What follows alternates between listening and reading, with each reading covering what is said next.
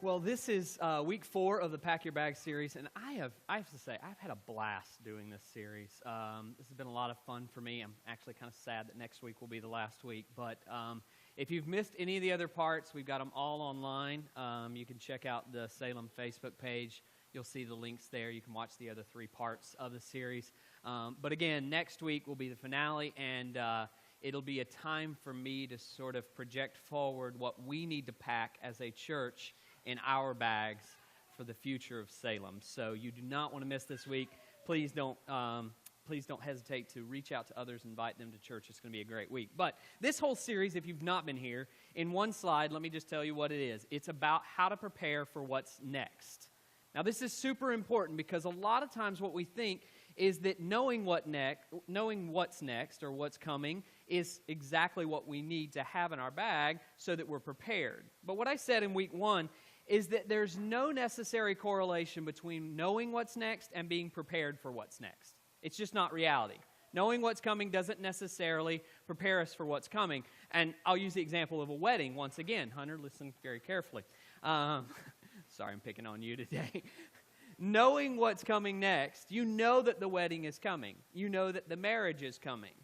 But that doesn't necessarily mean that you're prepared for marriage. And what's ironic about this is that in our society, we consistently think over and over again that just because we know something's coming means we're prepared. So let's take the example of a wedding. How long do brides and grooms prepare just for the ceremony? You ever thought about this? I mean, in relationship to time, brides and grooms spend hours and hours and weeks and months preparing for the wedding itself.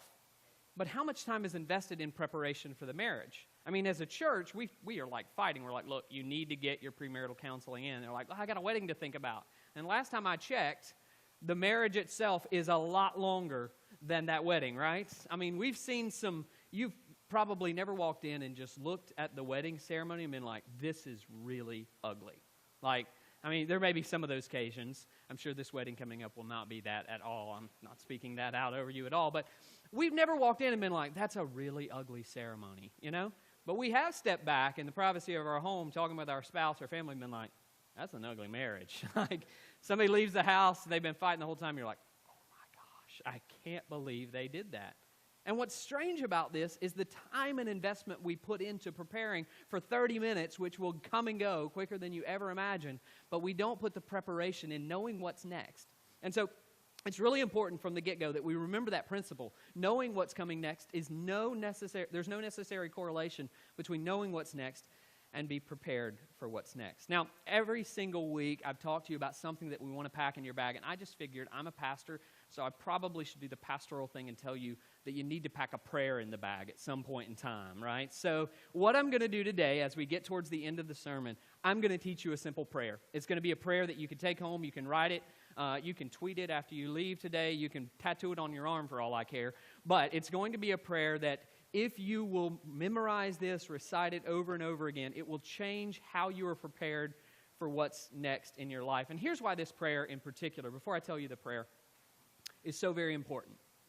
It's super important because you and I have all met people who are pretty smart people, and they still do pretty dumb things, haven't you? I mean, like, there's those people in your life who, the common one is like, they're really super intellectual. Like, they just have amazing intellectual abilities, but they are as dumb as a rock when it comes to like street smarts, right? Or practical things. It's just, it doesn't line up. So some people are super smart at business, but they just bomb out when it comes to relationships. Some people have like this niche thing that they're really good at, but then when it comes to their personal finances, they're just all up in the air. In fact, I've met certain people, I knew a couple one time, she cleaned houses for a living. Like, she just went around, this is what she did. When it came to her personal house, I guess there wasn't any time left in the day. Like, it just did not happen at home, and she didn't care. Like, she got home, she's like, I'm done. That was out there, not in here. And you're just like, how do you have that skill and then over here act this way? And here's why. We know there are all these smart people who do dumb things. I want us to know there are some smart people in the room today, if you catch my drift. Like, we are those smart people who do dumb things. We're not beyond the ability to have something in front of us that other people see and think is so obvious, and we just don't see it.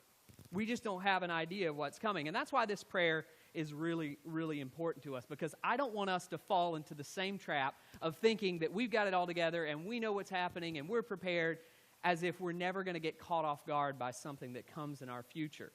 And so this is where it comes from. I'm actually going to direct your minds back to a proverb. I'm just going to dissect one proverb today. If you remember, you may not know what a proverb is. I told you last week, it's like a tweet. Like King Solomon was the king of Twitter before Twitter ever came around. He just wrote all these proverbs out, and they're just simple, pithy phrases that he throws out there. They're really good. So if you've never read Proverbs, read Proverbs. It's a lot of fun. Use them to tweet every now and then. I don't have a problem with that. But Solomon's the one who wrote this particular proverb. He was purported to be the wisest man in the world. And let me set up this proverb for you, and then I'm going to go through it really slowly. In this proverb, we're introduced to two types of people, two types of people, one set of circumstances, two different responses, and two different outcomes. Again, that's two different people, one set of circumstances, two different responses, and two different outcomes. And this is pretty common in the Proverbs, but in this proverb in particular, it's important that we pay attention to each of those segments. In fact, the first group of people, is introduced right up top. It says in Proverbs 27:12, the prudent. The prudent. Now, we don't use that word often, but the prudent is the wise one, the person who has wisdom. And what Solomon means by the wise ones, or wise people, how can you tell when you find a wise person? Here's how you can tell. The wise person is the person who connects all the dots. They're the person who believes that all of life is connected in one way or another. There are no isolated events in life. There's nothing that just happens that rests here and it's okay. They believe that everything is connected. They believe this simple truth. The present becomes the past, and it shows up in the future. Prudent people are always connecting the dots in their lives, knowing that what is happening right now in the present will one day become the past. And when it becomes the past, it doesn't just stay in the past. It somehow has a creepy, weird way of showing up in your future and in my future. And wise people live with that understanding. And wise people, in fact, will say things like, in light of my future hopes and dreams, what is the wise thing to do right now? Because they know that what they do right now will eventually become their past, and they have to carry their past into their future, because everything's connected. It goes on, the prudent, here's what they see. They see danger. Now, in our lives, 9 out of 10 of us will only see what we're looking for and hear what we're listening for. This is reality. In our lives, it doesn't matter what circumstance we're in, where we're at, we will only see what we're looking for and hear what we're listening for. And the reason that that's the case is something that scientists call confirmation bias. Some of you may have studied this already. It's something that we bear in our hearts and we carry it with us. It's a tendency in our lives to look for information that already confirms it confirms what we believe. So when we're looking at the world around us, when we're watching the news around us, we're watching the news with a confirmation bias to say, I already believe this, let me hear what they have to say. Or we'll change the channel, and that channel will be purporting news that just we completely disagree with, and now we're ticked off at that channel, right? I'm not going to say which channel that makes you upset about, but we can do that. You guys understand. Because we have confirmation bias. It's this tendency in us to look for information that confirms what we already believe. And this is what sets the prudent person apart from the rest of the pack, because 9 out of 10 of us have confirmation bias. We're only looking around for the things that we want to see, and we're only listening for the things that we want to hear. But the prudent person is different. The prudent person sees danger, as it says, but they acknowledge what they desperately don't want to see. Other people might look at this situation and not see the danger at all. But the prudent person, not wanting to see something that will make them uncomfortable, still sees that thing. They push against their confirmation bias in order to see the things that other people don't see around them. They're willing to acknowledge, to admit, to listen to the very thing that they don't want to hear. The very thing that will convict them, that will hold them back, the very thing that will cause them discomfort. And once they hear it, once they hear the thing they don't want to hear, once they see the thing that they don't want to see, as we talked about in week 1, they do something about it. It's not like the person who looks in the mirror and walks away having done nothing to them, but instead they are doers of the word and not just hearers alone. They see what needs to be done and they respond. And here's how it says it. The text goes on, the prudent see danger and they take refuge. It's a clear indication that not only are they seeing things that other people may not see, but now they've decided, I want to take refuge. I want to respond appropriately to the danger that is in front of me. The Hebrew term here for refuge, this is a really neat word picture for us. The Hebrew term for refuge actually in other places is used of a scout who goes ahead of an army, miles and miles ahead of an army, and finds out what's happening with the opposing forces out there. So this scout would go out, they would see that there is in fact an opposing force just on the other side of the mountain or a few miles down the road. The scout would rush back to the group, and as soon as they came back, the scout would report the danger, and the army would get into a defensive posture. That move to get into a defensive posture was the taking refuge. In other places, it was used of those who were traveling. In those days, traveling was super dangerous. And it would be used at those times like when the traveler would head for the hills. We've heard that phrase. They're like, let me get out of the way that I'm traveling right now, head up into the hills and out of the way of danger. Now, the thing that's super important about this is that neither the army nor the traveler sees in front of him at present, him or her, at present, danger. It's somewhere far off, beyond our purview, beyond what we are seeing now. But because these people know that all of life is connected and that if they continue down the path that they're on, they will run into danger, what do they do before they ever get to danger? They respond appropriately. They head for the hills.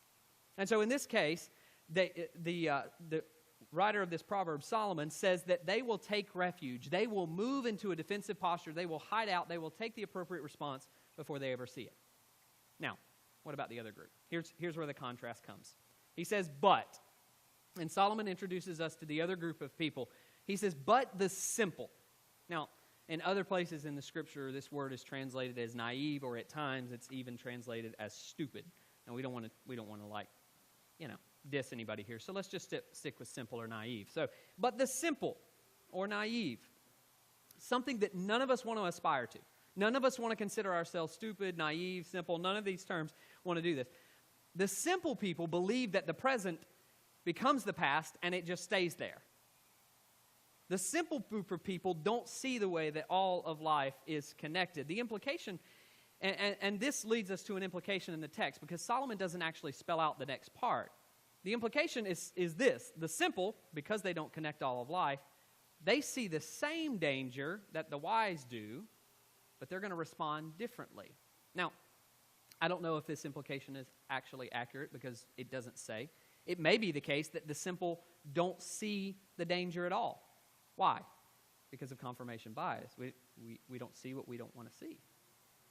We don't hear what we don't want to hear. So maybe they never saw the danger. Maybe they didn't understand that the danger was out there at all. The prudent can see it and take refuge, but the simple see the same danger, or maybe they don't see it at all, and they don't do anything because they live under this assumption that life is not connected.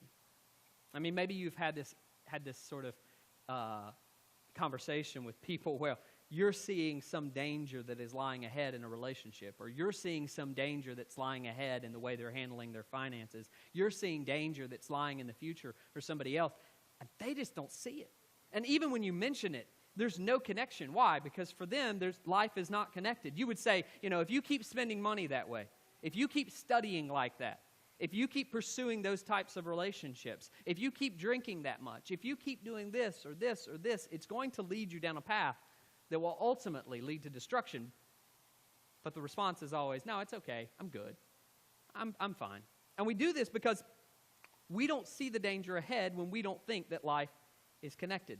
We have all these conversations, and we know at the end of the conversation, whether it's with a child, a sibling, a best friend, an acquaintance at work, at the end of it, they did it anyways, they bought it anyways, they leased it anyways, they dated it anyways, and in some cases, they married it anyways and did not care what you had to say about it. And you're sitting back going, why can't you see what I see? It's because the prudent see danger and take refuge, but the simple, they don't really see it. They don't really sense it, or they're avoiding it altogether. The text goes on, and it says this, but the simple keep going. And when they keep going, sometimes we know it's too late. For those of you who've had children who've taken some of these paths, there is a point of no return.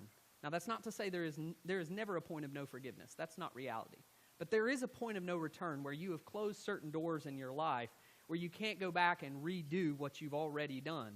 There's a point where you've gone too far down a path. If anybody's ever been whitewater rafting, you know that they put signs up over the river that say, warning, rapids ahead. Now, here's the unique thing about that. You don't see the rapids usually when the sign goes up, do you?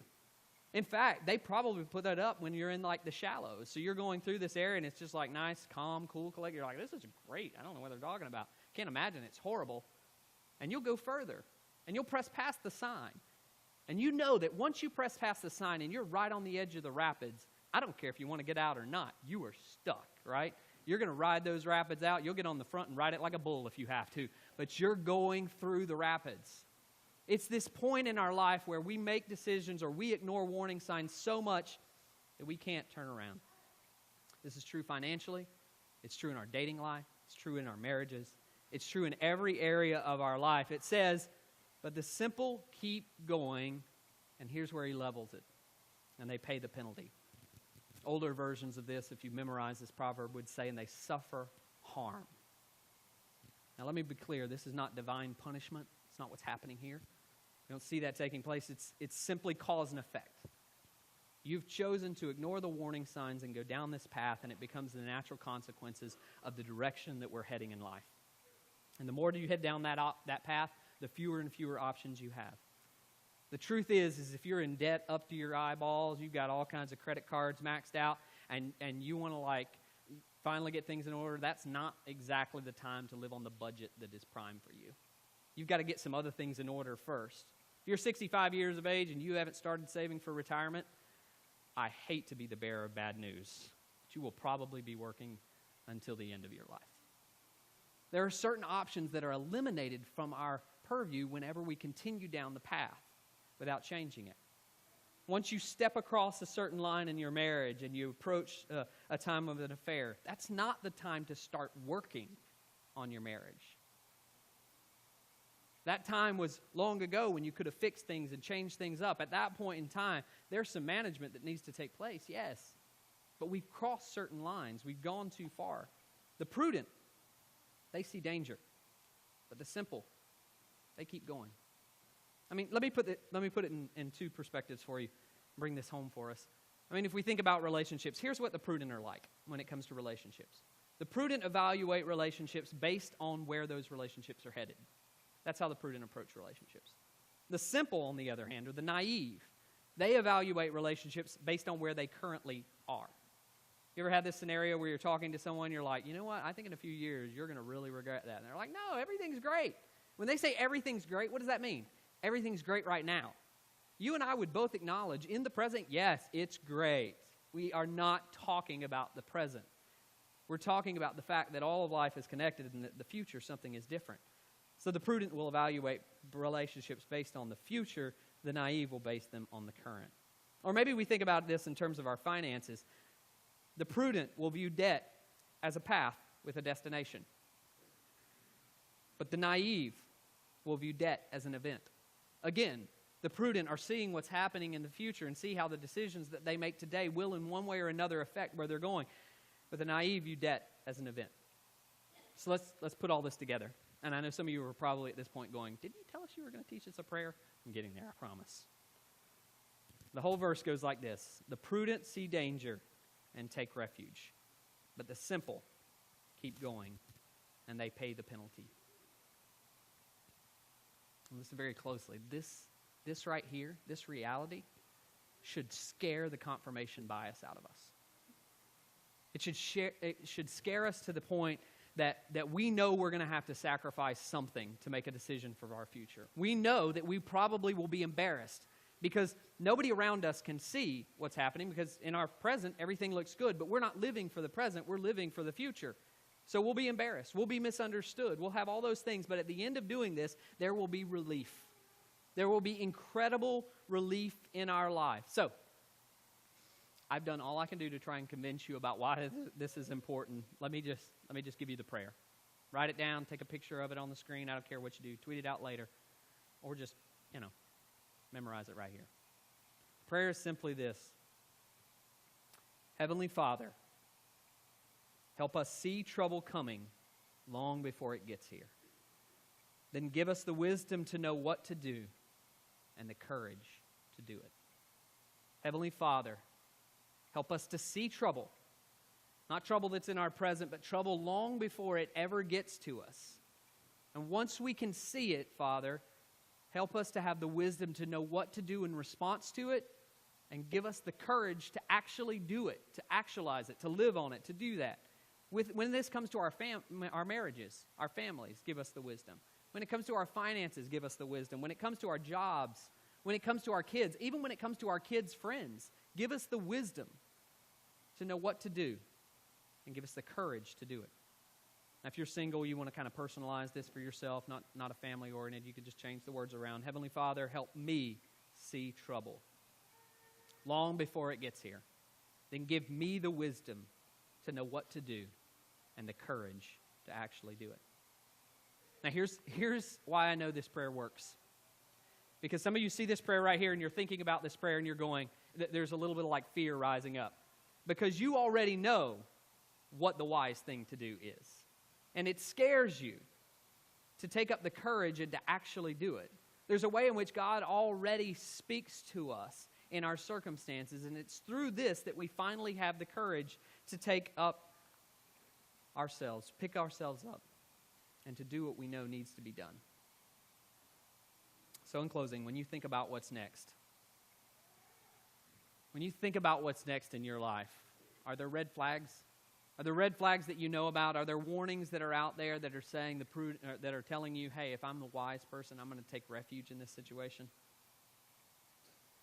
Are concerns about a roommate, concerns about a new hire, if you're going into a job? Are there concerns about the culture of that place of work?